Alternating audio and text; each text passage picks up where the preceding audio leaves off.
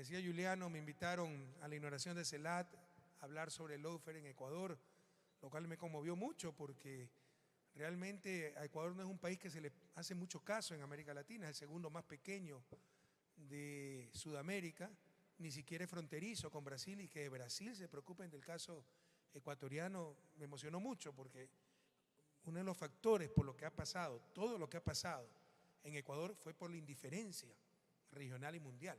En Ecuador hubo un golpe de Estado en el 2018, luego una persecución y misericordia contra todo un movimiento político al cual quisieron exterminar por todos los medios, y el mundo no decía nada. En todo caso, Frei Beto me llamó víctima. Creo que fue Juliano el que dijo que soy el mayor representante de la lucha en Ecuador, referente de América Latina. Le agradezco esas palabras, pero no las creo ni las comparto, ¿no?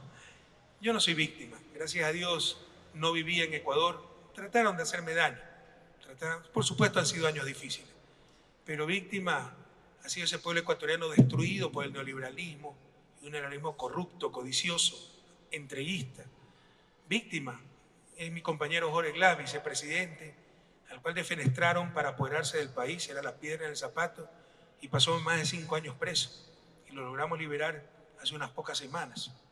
Víctimas son todos esos compañeros presos, exiliados por la persecución brutal que se ha hecho contra lo que ellos llaman correísmo. Y ellos son los verdaderos representantes de la lucha. Yo estaba afuera, radicado en Bélgica, mi familia, mi esposa es de Bélgica, había anunciado que después de la presidencia iba a vivir allá. No me pudieron hacer mucho daño, incluso Bélgica me dio el asilo político reconociendo que no somos corruptos sino perseguidos políticos. Pero la gente que se fue a Ecuador la destrozaron. Entonces a ellos mi reconocimiento, mi homenaje. Entonces la destrucción del país ha sido brutal estos 6 años. Nos traiciona Moreno, como es un corrupto, y muy probablemente por eso los gringos lo cooptaron, porque descubrieron su corrupción antes que nosotros. Se descubrieron cuentas secretas en Panamá, en el Balboa Bank, de él y su familia. Hoy ya está enjuiciado y está en el basurero de la historia, pero cumplió su cometido. Esa corrupción se sabía del 2018. Lo sostuvieron 4 años para que nos persiguiera, nos destruyera, nos eliminara. Y destruyeron al país, ¿no? Luego viene Lasso, cómplice de Moreno, y continúa esa destrucción. El dolor humano es inmenso. Hay compañeros que han pasado años presos, exiliados, han allanado las casas de sus padres, perseguidos con decenas de casos judiciales, lo que se llama lawfare, la guerra jurídica, para destrozarte económicamente, reputacionalmente, moralmente, políticamente y a nivel de justicia, encarcelándote, etc. Porque nos robaron hasta el partido político, histórico. El 2021 casi ganamos la elección presidencial, y lo que probablemente no saben ustedes es que tuvimos que participar con un partido prestado, porque no teníamos partido político. Y hasta semanas antes íbamos a participar con la lista 5. La eliminan la lista 5 para impedirnos participar. Nos prestan otro partido a lista 1, nos inscribimos con lista 1, después nos devuelven lista 5 porque ganamos las apelaciones y participamos con 1-5. Pero nuestra lista histórica era de 35, ni siquiera sabían en qué lista estábamos, y casi les ganamos la elección. Bueno, ya tenemos partido del 2021, Revolución Ciudadana lista 5, y el 5 de febrero logramos una victoria arrasadora en las elecciones seccionales, victoria que no habíamos logrado ni como gobierno. De las 5 provincias más pobladas del Ecuador, hemos ganado 4 de los 5, lo cual representa solo con esas 4 provincias más del 60% de la población ecuatoriana. De las 5 ciudades más pobladas hemos ganado 4 de las 5 alcaldías. El éxito ha sido realmente impresionante, una verdadera proeza política, porque ni siquiera podíamos estar en el país. En estos momentos, en un fracaso brutal, sin precedentes, se prepara el impeachment, el juicio político para el banquero Lasso, que demostró ineptitud total, corrupción total, falta de verdad total, y por sus propias ejecutorias, por sus propios errores, con sobremerecimiento, se inició una investigación, se demostró que su círculo íntimo está involucrado en corrupción, en narcotráfico. Hace un año nos levantaron a nosotros la narrativa que éramos narcopolíticos. El 5 de febrero no solo ganamos la elección seccional, el gobierno fue contundentemente derrotado en una consulta de 8 preguntas, donde preguntaba obviedades para obtener el sí de su pueblo y legitimarse. Pues el pueblo le dijo no, y fue una derrota aplastante para ellos. Nos levantó esa narrativa que éramos narcopolíticos, Correa narcopolítico, Revolución Ciudadana narcopolítica, que nos financiaba el narcotráfico, que habíamos tenido tanta paz en nuestra época porque habíamos pactado con las mafias y los narcotraficantes, y ahora tenemos tanta violencia porque ellos están combatiendo esas mafias y el narcotráfico. Y resulta que se descubre que había un informe policial de inicio de su gobierno demostrando que su cuñado, el brazo derecho de su cuñado, y gente muy cercana a Lazo, eran los que estaban implicados en narcopolítica. Y lo sabía Lazo, y presionó para archivar ese informe. Y tiene tanta miseria humana que, sabiendo eso, nos quiso endilgar a nosotros la acusación de narcotraficante. Bueno, por todos sus errores, tiene su merecida respuesta, pasará al basurero de la historia, porque de no llamar a elecciones anticipadas, que lo puede hacer y sería el mejor escenario para nosotros porque las ganaríamos, será censurado en el juicio político el primer presidente en historia, ¿no? Entonces las cosas están cambiando y muy fuertemente en Ecuador, más temprano que tarde.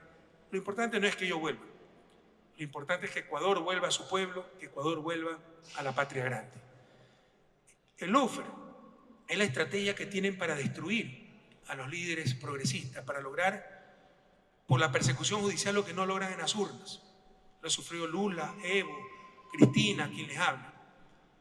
Pero debemos entender que no solo destruye reputación, libertad, tranquilidad de la persona, de la víctima, lo cual ya es un crimen imperdonable, también nos roba la democracia. Cuando a Lula lo metió preso un juez corrupto, politizado como Moro, no solo le robó la libertad a Lula, le robó la democracia a Brasil. Porque si Lula estaba libre y podía ser candidato, Bolsonaro jamás hubiera sido presidente. Cuando a mí me sacan una sentencia, lo más ridícula, ayer hablamos extensivamente de eso, horas antes de inscribirme como candidato, el 18 de septiembre me inscribía, la sentencia definitiva estuvo el 17 de septiembre de 2020, en plena pandemia. Me roban los derechos políticos, me impiden regresar a mi país, y con eso hicieron a Lazo presidente. Entonces el lawfare no solo roba la reputación, la tranquilidad, la libertad del objetivo, la víctima, sino que nos roba a toda la democracia. Debemos rebelarnos contra eso, y por eso mi alegría también con esta venida a Sao Paulo ayer, ver esa CELAT, el Centro Latinoamericano de Democracia, que va a crear un observatorio del lawfare. Es un poco a nivel general la situación en Ecuador. Lo que pasó en Brasil es un vendaval de esperanza.